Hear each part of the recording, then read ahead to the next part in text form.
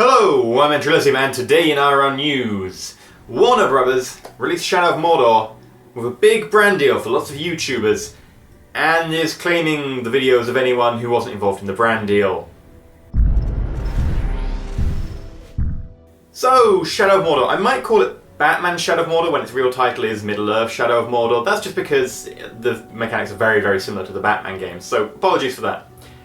But they had this big brand deal going on where people on YouTube were paid to cover the game. So they put, a lot of money towards the PR company, and the PR company gives the money to the YouTuber, and the YouTuber does a video. Not too much, like in the shadows of anything about it. It's a standard brand deal, as far as I can tell. But it seemed that they were being very controlling about it. Now, Total Biscuit, for instance, said that he had difficulty finding a code to actually do his, review, first impressions type review on the game, because they wanted him to enter into a brand deal, which he didn't want. And it seems very odd that they would control it in such a manner when the game is genuinely getting kind of rave reviews, and you can pretty much be sure that those review sites didn't have a brand deal. So they're being very weirdly controlling about it on YouTube, but at the same time it is nice that they're taking YouTube seriously by putting a lot of money into it. Traditionally, it's kind of nice if you actually get a company taking YouTube seriously by going, oh, we should actually allocate a portion of our budget towards this, because it means they are taking YouTube seriously as a medium. They think that, people on there are important, that, that does drive sales for them, etc., right? So it's a good sign in that regard. However, when Shadow of Mordor came out and a lot of people wanted to do videos on it, they found that if they weren't involved in a brand deal, they were getting flagged and taken down, or claimed, or whatever Warner Bros. Chose to do with them. In particular, I think it's normally Warner Bros. Normally do the reallocation of any money involved in the video to them. So that's a fun one. Now, I know for a fact that both Jim Sterling and Mathis Games have both had videos affected by this. In particular, Mathis Games wanted to do an entire Let's Play series and had both his first and second videos flagged, which kind of makes it pointless in doing a Let's Play series. And this just seems odd, right? It seems a little bit hypocritical, a little bit two-faced, a little bit odd. So yes, Warner Bros. Do have the right to say, we've given you money to cover our game, you can cover our game, you can't. In theory, under the DMCA YouTube system, which isn't the DMCA system, it gives them far more powers than that, but let's not go into that in this video. I'll do a separate video on that. Yes, they can do that. They can say, you can make a video and you can't. Legally, yes, it's grey area because it's fair use, etc., transformative, etc., but at the moment they do have the power to say, you can, you can't. Why they would choose to is a different matter, because Shadow of Mordor is getting great reviews, right? Everyone who plays it loves it. It's this sort of game where it might be the top 10 on many lists for the year, because it combines sword combat and Batman style bouncing between enemies. I mean, what more did you want? I've been saying for ages I would love a Batman game with, with a sword. Sorted. Batman Shadow of Mordor. But it seems very odd.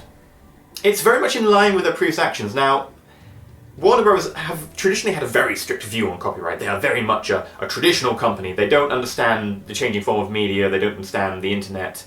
They really don't understand any of this. And in particular, I did a video on the last Batman game when it came out, and that got flagged by them. And, of course, in line with my policy, I nuked it from orbit. But I still don't understand why they're doing this. Because, right, they've taken YouTube seriously. They've said YouTube is a medium that we want to take seriously. It's got value, it's got customer potential, we're going to put money into it, so they're paying for brand deals. And then, at the same time, anyone who isn't in a brand deal and is covering the game, and you can pretty much assume that, 95% of the content from people not involved in brand deals is going to be good anyway, because it's a great game, people have played it, people have said it's a great game, all the scores are good.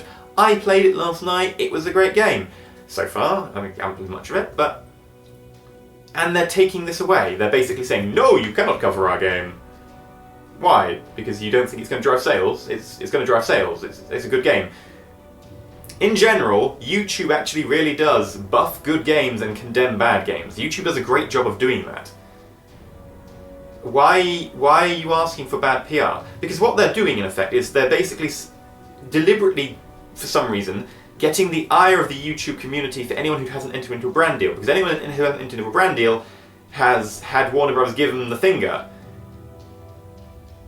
And this is really odd because it's a medium that was only going to give them really good reviews, because for a start they've got a brand deal. Brand deals only tend to give them good PR, because in a brand deal you don't say, either you say no opinion, or you're going to be a bit really weird about saying a negative thing about someone who's paid you money. So my opinion on them is you just don't give an opinion. You play the game and you don't be, too opinionated about it. So that's good PR. And the game itself is good.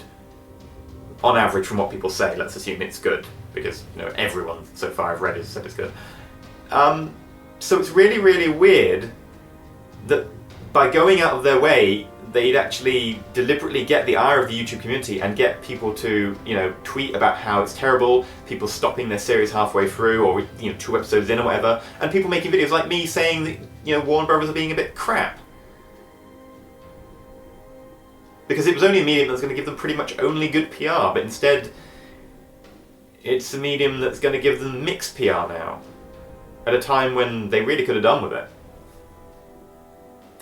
In addition, it's kind of a weird defining line to draw that, okay, yeah, we're okay with you making, your transformative works if we've paid you, but you can't do it if we haven't. Because, okay, the rules for fair use does come in, blah, blah, blah, blah, blah, there's a few criteria. One of the criteria, not the defining one of the criteria for fair use is, are you making money off it?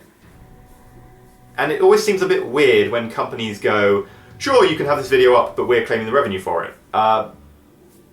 Why? Fair use money... The YouTube system is really, really, really shit. It's not as bad as the Twitch system. Oh dear God, don't let me get started on that one. But it seems very weird that they'd both ask for bad PR in a medium that was only going to give them good PR, and draw this weird dividing line where people can only have videos if they're involved in a brand deal and you've paid them. Because it seems indicative, if we were going to take out Shadow of Mordor out of this and pretend it's just generic game A, it seems indicative of a company that doesn't want their game to be shown in a non-controlled light, which means that they don't trust their game, which means that they kind of think their game is shit. But it's not. Shadow of Mordor is a genuinely good game. It doesn't make sense that they'd do this. But their moves seem very indicative of a company circling the wagons and playing defensive when they don't have to with Shadow of Mordor. Ultimately, Warner Brothers are being assholes. They made a good game. Well, they published a good game, but this is a shitty dick move. Especially considering that no one has advance notice when these, flags come up. So people like Mavericks Games who, record an entire series worth, or however many episodes you record in advance, and then have to stop because Warner Bros. Is nicking them all, basically wasted a lot of effort there. It'd be very nice if companies could tell people beforehand what they're going to claim for, even if we think the ability to claim for this transformative work is bollocks. It would be nice if they said that they were going to claim for things. I'm EnterElysium. This has been IRL News. If you've liked it, please remember to like. If you're not subscribed, please do consider subscribing. Stay shiny.